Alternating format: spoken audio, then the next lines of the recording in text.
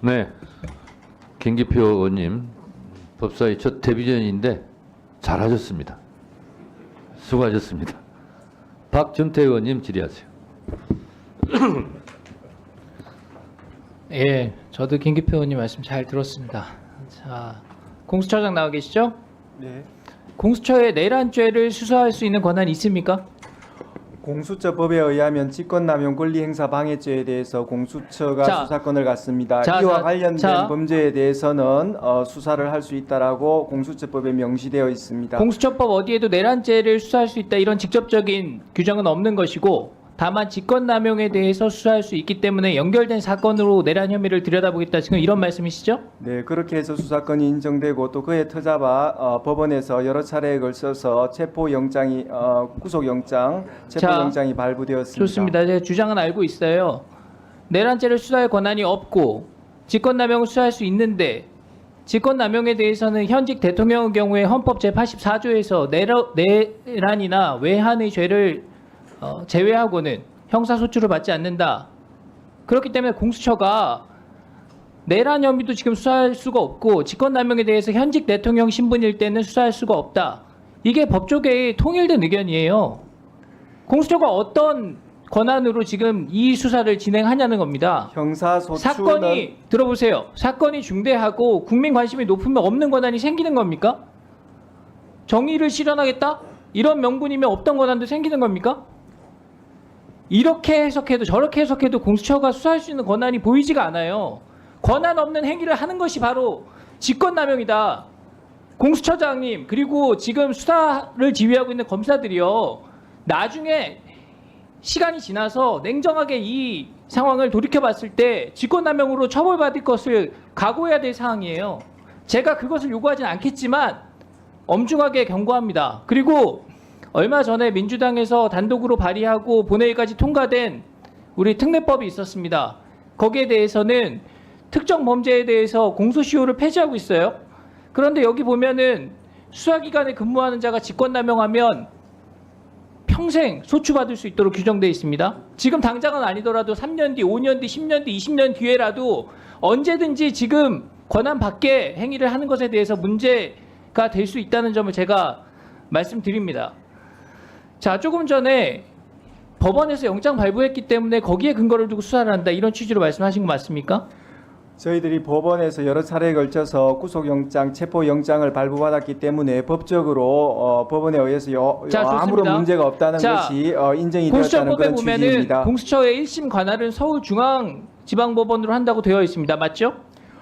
그것도 있지만 원래 형사소송법에 의한 재판 관할권, 피의자의 소재지, 그 다음에 자, 좋습니다. 주소지 등에 대한 관할권도 그대로 가지고 예외가 있습니다. 있다는 거죠. 그런데 예외를 적용하려면 서울중앙지법에서 할 수 없는 이유가 명확하게 있어야 다른 법원에서 한다는 그 명분이 설득력을 얻는 겁니다.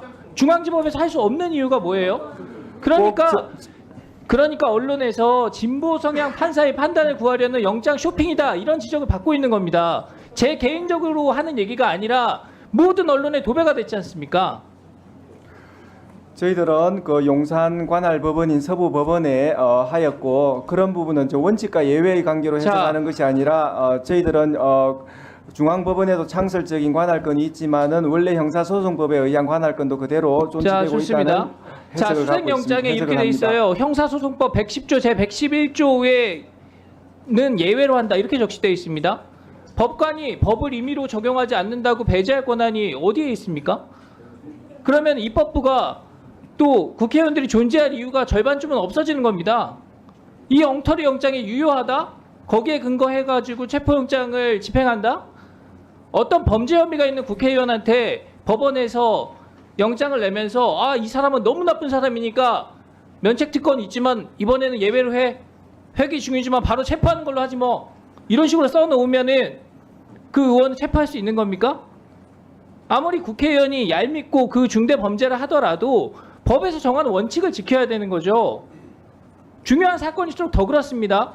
우리나라에서 중요한 사건들 다 정치적인 연관성이 있는 사건입니다.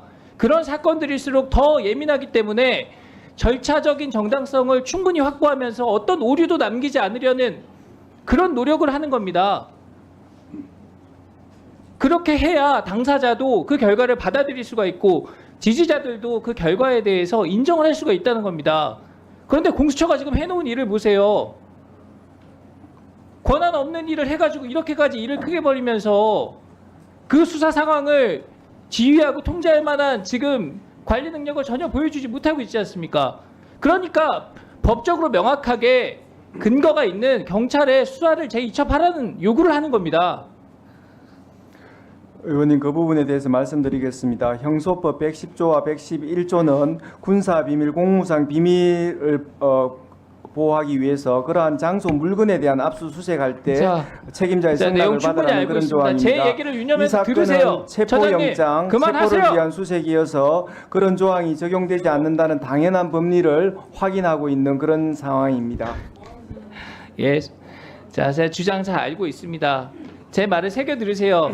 처장님과 지금 이 수사에 관여하는 분들 지금 제대로 된 법적인 권한을 가지고 하는 것인지 이 정치적인 상황에 몰려서 억지로 떠밀려서 이 수사를 하는 것인지 그리고 그 책임은 누가 질 것인지 잘 한번 판단해 보시기 바랍니다. 자, 법원행정처장님. 예. 제가 영장의 문제점 말씀드렸습니다. 우리 사법 역사에 이런 영장이 있었습니까? 이거 아무리 법관이 독립적으로 재판하고 이 권한이 있다 하더라도 사법부의 권위나 사회적인 신뢰를 무너뜨리는 그런 결과로 이어질 수 있다. 저는 그렇게 생각합니다. 다른 법관들의 어떤 동요나 이런 부분이 없는지 한번 잘 살펴보시기 바랍니다. 말씀을 드릴까요? 예. 예, 우리 위원님 말씀 제가 의견 존중합니다만은 두 가지만 말씀을 드리겠습니다. 첫째는 이제 110조 적용 여부에 대해서는 형사소송 주석서를 비롯한 형사 다수 학설도 물적인 압수수색 그리고 인적인 체포수색의 경우에는 달리 취구하는 것이 맞다는 견해를 취하고 있는 것으로 알고 있습니다. 최종적으로 이 부분이 대법원에서 어떤 판단이 나올지는 지켜봐야 되겠지만 이와 같이 이제 여러 가지 견해가 있고 또 그 당시 영장 판사는 주류적인 견해를 따른 것으로 보입니다.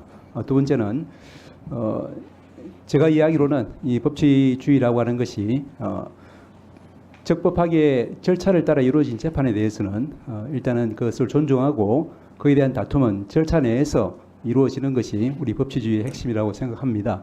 그래서 이러한 재판을 통해서 이제 이루어졌다고 하면은 일단 그것은 제도권 내에서 즉 절차 내에서 이번에 이제 이의 신청이라든지 기타 앞으로 체포적 구심이라든지 여러 가지 절차를 통해서 다투는 것이 법치주의를 조금은 더 우리가 생각하는 부분이 아닌가 하는 그런 생각을 가지고 있습니다. 절차를 다하고 지금 시간적인 여유가 없이 너무 급박하게 상황이 진행되고 있습니다. 그리고 법관이 어떻게 형사소송법의 특정 조항을 마음대로 임의 배제하는 것을 인정할 수가 있습니까? 그러니까 모든 언론에서 법 위에선 판사다 이런 지적 나오는 겁니다. 상황을 엄중하게 보시고 무조건 반사를만 하지 마시고 한번 상황을 판단해 보십시오. 예, 그 말씀에 대해서 한 말씀만 더 드리겠습니다.